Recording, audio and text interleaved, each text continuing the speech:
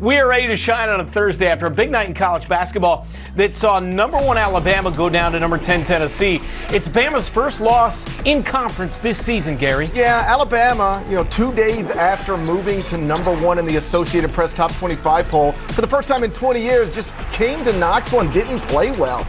Turned it over 19 times and allowed Tennessee to shoot 15 more shots from the field than they shot. Like, when you're playing a team like Tennessee, which is literally the best defensive team in the country, and you're going to be in their arena and you're going to say, hey, before we even start, you get 15 more shots than we do, it's going to be tough. What's actually impressive is that Alabama was kind of in the game until the very end, given how poorly the Crimson Tide played. But still, big picture, Nate Oates' team is 12-1 in the SEC, and in those 12 wins, they're winning those games by an average of 21.1 points per contest. Now, for some context, understand, 2015 Kentucky went 18-0 in the SEC. Had Devin Booker, Karl Anthony Towns, went to the Final Four undefeated. That team was awesome. One of the best teams to never win a national championship. They won their SEC games that year by 16.7 points. In other words, this Alabama team is bashing SEC opponents more convincingly than that Kentucky team did. I'm not telling you this Alabama team's better than that Kentucky team. I'm just saying, despite what happened in Knoxville, this Alabama team is still a projected 1 seed, still a likely SEC champion, and still a legitimate national title contender. Along those lines, though, what's up with number 1 teams going down this season, Gary? With Alabama's loss last night, that's now the 8th time the number 1 team has lost this season. The simplest and I think most accurate explanation is that you got to rank somebody number 1, but none of these teams are unbeatable the way we have teams some seasons that look unbeatable. Obviously, North Carolina started their preseason number 1, and what we now know is that the Tar Heels are more of a bubble team than a number 1 team. Houston, I think, is legitimately awesome. They just took a goofy loss that cost them their top ranking. Alabama is the most dangerous team in the country based on personnel and style of play. But they've got some goofy losses. Didn't play well at Tennessee, got blasted at Oklahoma. All of these teams that we're mentioning, every team that's been ranked number 1 at some point this season, they are legitimately good, really good basketball teams. But are they all-time great level college basketball teams? No, and that's why it feels like this NCAA tournament is maybe more up for grabs than most are. How about the game we had on CBS Sports Network last night, Gary? You were in studio. Number 11 Marquette with a thrilling comeback win over number 16 Xavier. It was a great game and a really nice performance from Marquette, not in the sense that the Golden Eagles played well, because they didn't.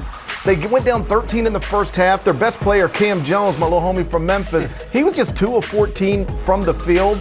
And Marquette allowed Xavier to shoot above 50% from the field. So all of that sounds like a Xavier win, but it was a Marquette win. And talking to basketball coaches over the years, I can tell you that one of the things they enjoy more than anything else is when they win a game while playing poorly. Now, to be clear, they don't want to play poorly, but they really know, hey, there's something to us. There's some substance here when we can play not very well and still beat a quality opponent. And that is what Marquette did last night. So now the Golden Eagles are alone in first place in the Big East standings. And it looks like Shaka Smart, in year 2 in Milwaukee, is going to have a Big East champion and a Big East Coach of the Year award. Some news from the NBA today, Gary. The Celtics have named Joe Mazzulla head coach, removing the interim tag. Boston also gave Mazzulla a contract extension.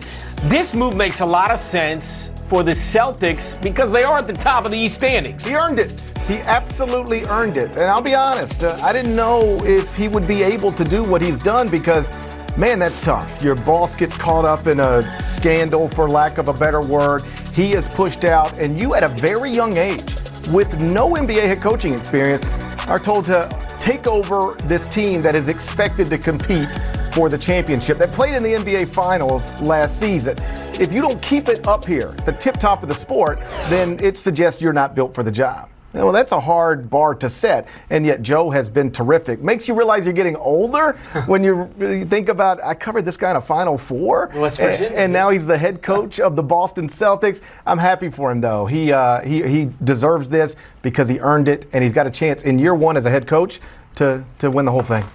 Well, the Lakers revamped the roster at the trade deadline, GP, and are hanging on near the bottom of the West standings. Can LA make some noise in the West? Well, first, can we acknowledge LeBron is aging better than we are? Yes, no question. He's really holding it together pretty well. I'm glad that the Lakers finally made a move to give him a chance to make some noise, as you put it.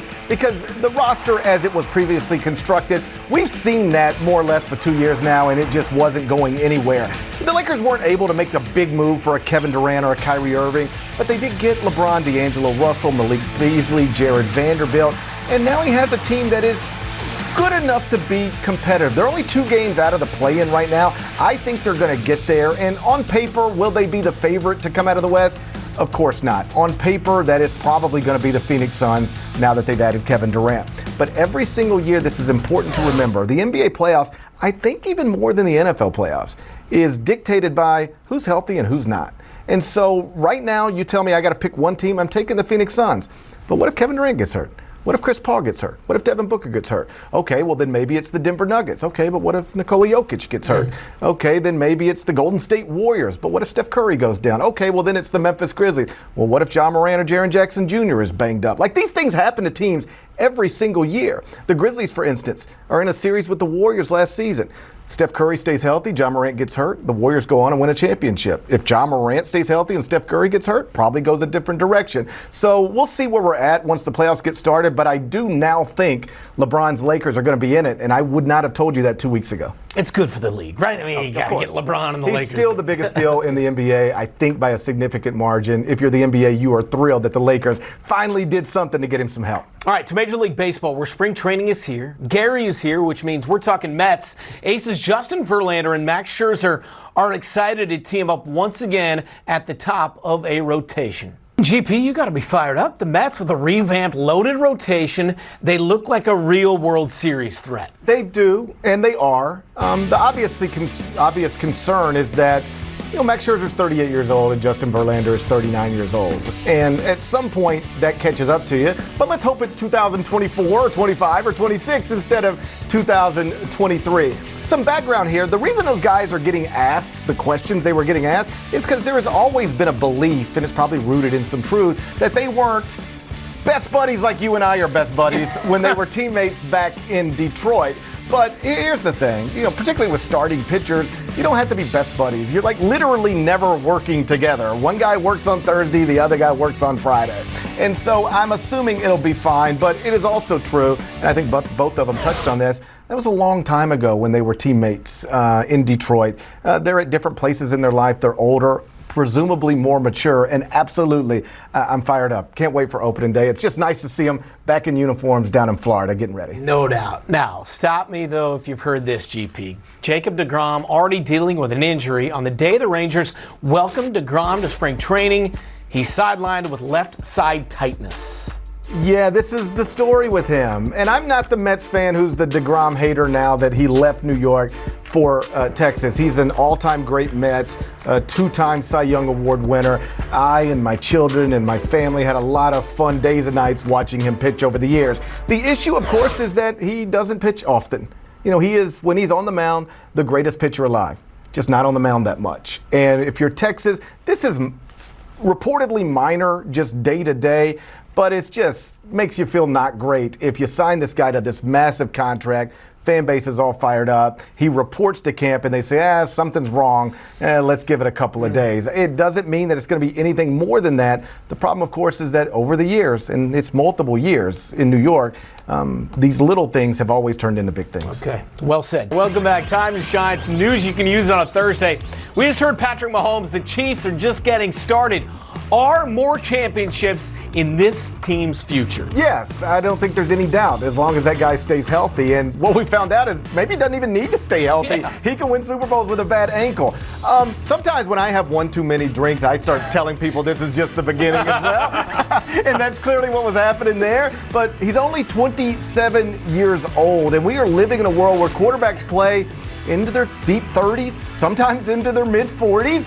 If I were a Kansas City Chiefs fan, like I know you are, as a proud Kansas native, I'd be super fired up because, again, as long as that guy's playing quarterback for your team, you've got a chance. Because we've seen over the years, lose a receiver, lose a back, it doesn't really matter. If you got that guy, you got a team that can win the whole thing. It's such a fine line because if it goes the other way and you lose that game, then you're like, oh, only one Super Bowl so far. But now it's 2 in 4 years. How many more can they get through? No, it really does. It goes from you're just a one Super Bowl guy at the age of 27 to you've got 2. Are you the next GOAT who's going to take over that label from Tom Brady? Yeah, the Super Bowl win on Sunday really changed that. It's a good time. It's a good time right now, Gary. Keep in mind, K-State won the Big 12 title in football. Chiefs just won the Super Bowl again. K-State basketball. Good. Maybe a team that can make a deep run. Been a rough stretch, but definitely capable of a deep run. Malcolm, producer, says I got to move on from these narratives. News from Major League Baseball, where Angels star Mike Trout says he's going to do everything possible to keep Shohei Ohtani in L.A. That could be a tall task, GP. It will be a tall task, given that the reports are the Dodgers are going to pursue him, the Mets are going to pursue him. Obviously, I don't want to say money's not an option to those franchises, but they'll spend it. They've shown a willingness to do it. And they've also shown that when they spend it, they can have quality baseball teams. Not so true with the Angels. And that's ultimately what Ohtani's going to have to decide. Like, do you want to keep playing in Anaheim where you're just sort of off the radar? I mean, the games are late at night and there's no postseason. At least that's been the case so far. So maybe he'll stay there. I don't make career choices for people I don't know. But if he wants to be with a relevant franchise and really take his stardom to another level, it might be time to leave. You literally told me off air before this show that you're going to start making decisions for me on my life. You literally said that. No, I didn't say I will. I said I should. You should. You would benefit from it. News you can use from college hoops last night, where Northwestern won a thriller against Indiana, Gary. It was terrific. Boo Buie down the stretch gets a big-time shot to go. That proved to be the game winner, and this is turning into one of the best stories in college basketball, if not the best. You know, Northwestern was picked 12th in the preseason Big Ten poll unofficially, and Chris Collins entered the season on the so-called hot seat. Right now, Northwestern's on a 4-game winning streak, alone in second in the Big Ten. They beat first place Purdue, got a 2-game sweep over the preseason favorite, Indiana. It's actually really nice stories this year for 2 former Duke assistants, Chris Collins at Northwestern, Jeff Capel at Pitt, both having breakthrough seasons. Looks like both going to be in the NCAA tournament. Okay, more from college hoops. Kentucky with a tournament-boosting win over Miss State last night. Do the Wildcats still have more work to do, Gary? Absolutely. Now, according to Jerry Palm, Kentucky is on the right side of the bubble right now, but that can go away pretty quickly. I don't know that anybody needed a win more last night than John Calipari. This is a Kentucky team that has been wildly disappointing relative to preseason expectations. Still just 8-8 in the first 2 quadrants. Got a quadrant 4 loss on the resume to South Carolina. The next 3 games are quadrant 1 opportunities. Saturday against Tennessee on CBS. It's America's most watched network. It's the network of stars. I'm not saying they gotta win that game, but if they don't, well, then things get dicey because the next 2 are also challenging. Okay, you're the biggest star within the CBS family, no question. I'm sure.